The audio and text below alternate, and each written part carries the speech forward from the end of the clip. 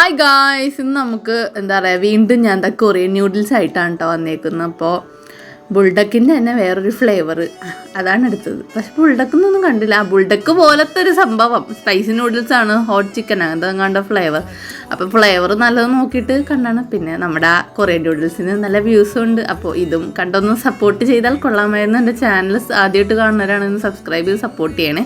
അപ്പോൾ വൈ നമ്മുടെ Korean noodles ഇട്ടിട്ട് ഈ പ്രാവശ്യം ഞാൻ ചട്ടി യൂസ് ചെയ്തില്ല കേട്ടോ. നമുക്ക് ബോയിൽ ചെയ്തൊന്ന് വെള്ളത്തിലൊക്കെ ഇട്ടൊന്ന് സെറ്റ് ചെയ്തെടുക്കാം കേട്ടോ. അങ്ങനെ നമുക്ക് കുക്ക് ചെയ്തെടുക്കാം. ഓക്കെ, എപ്പോഴും ഞാൻ ചട്ടി യൂസ് ചെയ്താണ് പോകണത്. ഇതെന്താ ഗൈസ്, പട്ടി ബിസ്ക്കറ്റോ?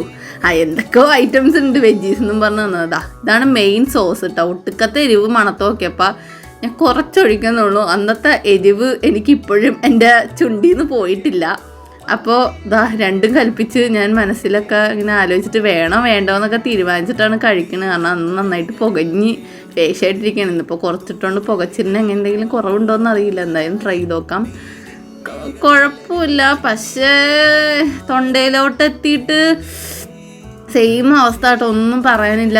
എരിഞ്ഞ് പുകഞ്ഞ് ഭണ്ടാരം അടങ്ങി. കുറച്ചിട്ടാലും കൂടുതലിട്ടാലും ഇതിനൊടുക്കത്തെ ഒരു അവസാനം വെള്ളം കുറേ ഞാൻ കുടിച്ചു. ഇപ്പോൾ കുടിക്കാത്ത വെള്ളം അടക്കം ഞാൻ മൊത്തം കുടിക്കുന്നുണ്ട്. ട്രൈ ആക്കണേ, ട്രൈ ചെയ്യുക. അപ്പോൾ ബൈ.